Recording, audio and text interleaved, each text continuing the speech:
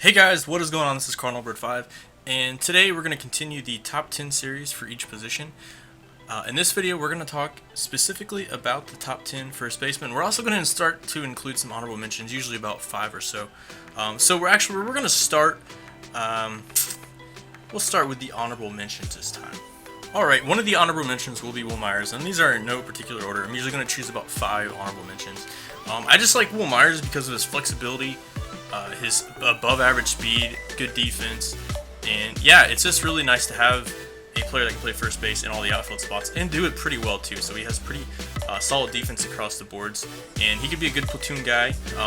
He's also good against righties too. Nothing great stands out about this card. I mean, he's not a 90 plus power type of hitter, but this is definitely a good platoon option, or if you're just looking for a card off the bench, this is why I included him as an honorable mention.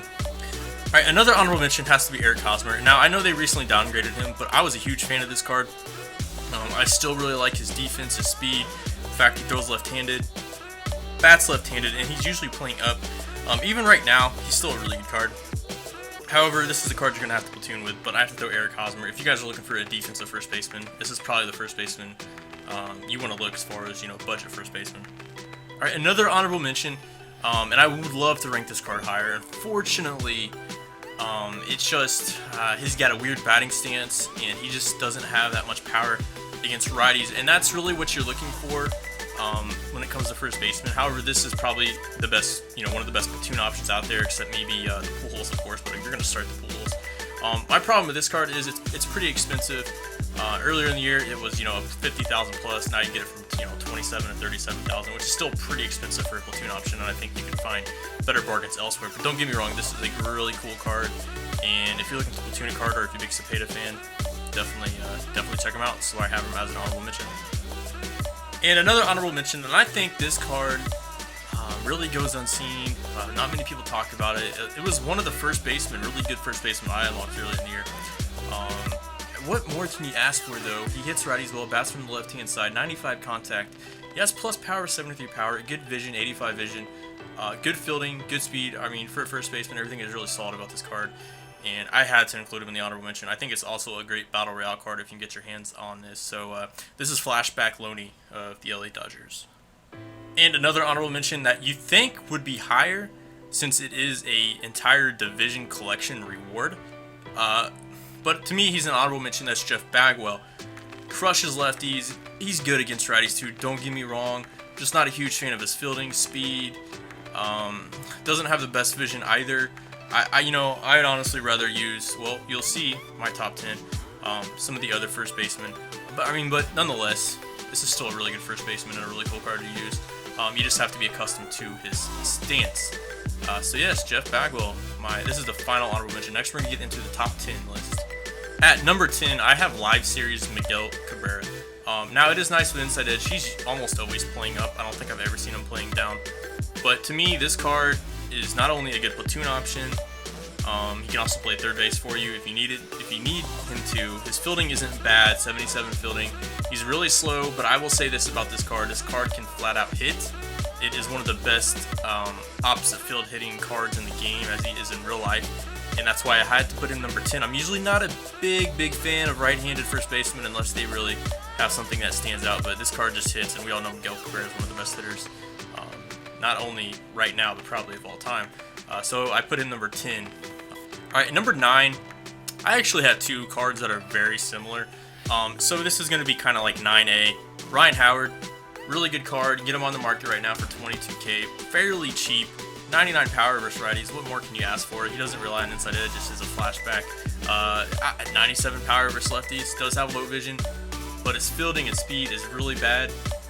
But to me, I give this card an advantage. He does throw left-handed too, which is nice. But I give this card an advantage over a card like Jeff Bagwell, just because he bats from the left-handed side, or bats from the left side, and he hits.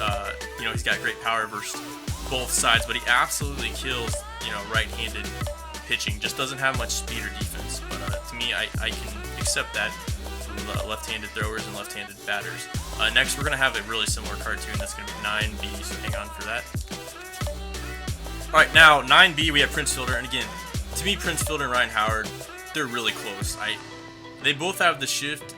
They both I mean, if there was one advantage Ryan Howard has, I guess he throws left-handed, but they're both, about the same as defense and speed and hitting. It's very, very similar. Prince Fielder does have a little bit more vision, but then Ryan Howard throws left-handed, so I can't separate these two. Very similar cards. I would just go by preference. This card is technically free. If you don't have it yet in Conquest, you can go get it for free. But the Ryan Howard's still fairly cheap as well. At number 8, we have Anthony Rizzo. This is a Live Series card. Now, if you don't have this card yet, and you wanted this card, there's really no reason you shouldn't have this card. It's been in the Captain store like all year.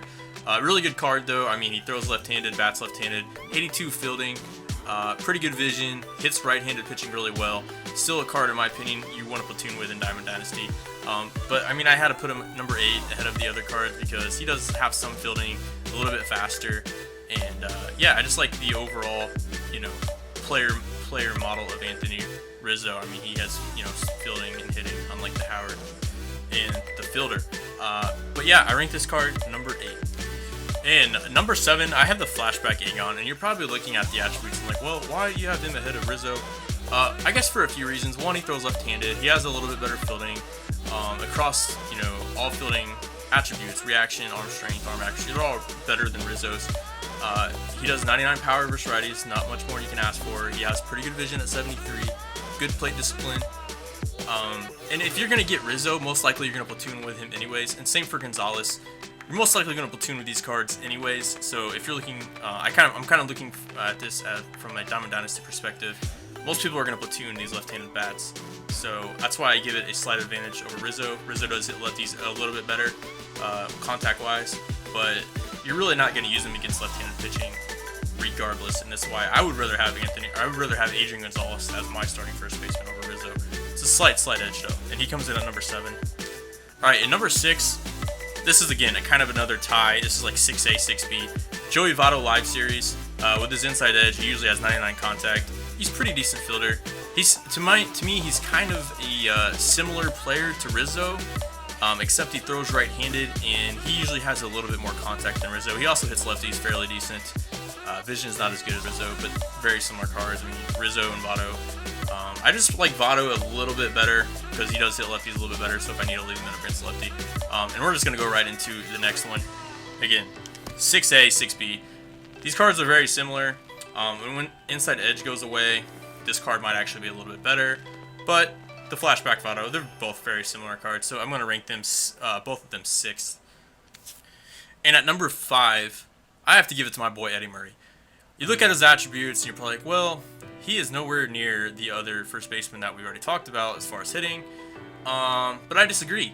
I mean, if you're looking for a first baseman you can start, and I like to add the fact, besides Teixeira, he's really the only other switch-hitting first baseman besides Victor Martinez, but I wouldn't really use him after the season anyways without inside edge.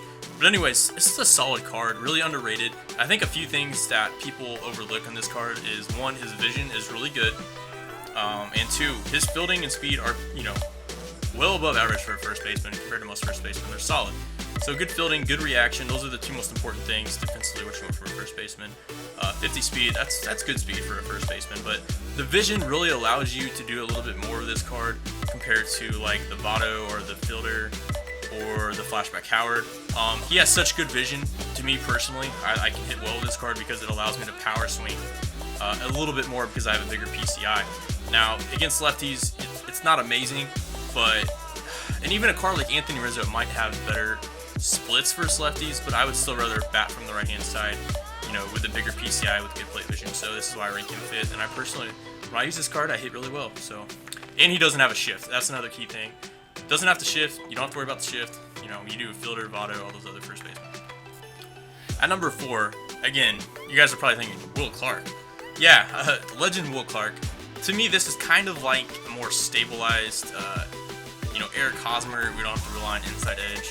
And this card is probably going to become more valuable once the season ends. We don't have inside edge. But yeah, this is a card you definitely want to platoon with. But like I said, I always use this card for a while because I usually platoon at first base anyways. Hits righties well, 85, 87, good vision. Like I said, similar to Eddie Murray and other first basemen. Well above average speed, good fielding, good reaction. He also throws left-handed. I mean, this is the type of first baseman I'm looking for. I'd rather sacrifice, about 10 points in power to have a little bit better fielding and speed and plate vision. But that's just my opinion. And I was a fan of this card last year. I know a lot of people are thrown off by this card because it is 2 different conquest rewards or collection rewards or something. I don't know. They were kind of lazy about it. So I know some people just don't like the card for that fact. But this is a really good card for me. So I ranked him number 4. Now, at number 3, I have to go with Justin Morneau. I think this is an overlooked card, too. He hits lefties, well, power-wise, better. But, I mean, this is the card you really don't need a platoon with. Yeah, it'll be a little bit tougher lefty on lefty. But, man, this card can flat-out stroke. And I would rather have a card like this. I'm not sure if he has a shift or not, but I don't think he does. I'd rather have a card like this than the Fielder or the Aegon or whatever, because you don't have to platoon. He hits both sides well. He has good vision. Fielding, it's not great, but it's still about 10 points higher than, the Fielder and the Howard. And his speed's not great either. But I really think this card is being overlooked as far as just pure hitting. So I rank Justin Morneau 3rd on my list. Number 2, I think these top 2 are no-brainers. Not trying to spoil anything, but number 2, I give it to Mark Teixeira. Again, similar to Eddie Murray, I love the fact he's a switch hitter. He has 90 fielding, which is incredible. Reaction and arm strength is kind of not great speed, but he's a switch hitter. What more do you want? You could platoon with his card if you want, but similar to Eddie Murray, he's in the 70s versus lefties, which, in my opinion, it's good enough. If you're a good hitter, you're really just nitpicking at that point if you feel like you need to platoon with this card. Or if you just want to use it off the bench, that's fine. But I have to rank this card number 2 just for his defense and switch hitting abilities and overall hitting. And number 1 on our top 10 first baseman. In my opinion, this is a no-brainer. The hitting is remarkable. It's almost like that flashback Miggy. And I do want to throw this out there, guys. I'm sticking to only primary positions. I should have said this earlier in the video, but this is only primary positions. So like the flashback Miggy doesn't qualify, and the other cards, some of the other cards that can play first base, they do not qualify like the Edmonds or whatnot. So that being said, no first baseman comes close to this. The only downside, I guess, is for one, he bats right-handed. If that's a problem with you, I'm sorry. I hit well right down righty, so I like this card. Plus, it's a good protection bat in the middle of your lineup. I know a lot of people struggle to get 3 or 4 right-handed hitters in their lineup. This is a perfect card to put in between your Mauer or your Hamilton or your Cargo. This is a good card that will offer protection to those lefties. And he strokes righty on righty. He hits lefties well. 96 vision. I don't know what more you can ask for. 86 fielding. Reaction and whatnot.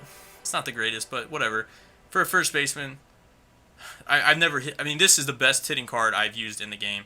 Might be a bias because I'm a Cardinals fan and whatnot, but to me, this is definitely the best first baseman. Hope you guys enjoy this top 10 list. Let me know if you guys agree or disagree. This is card number 5. Signing out. Peace.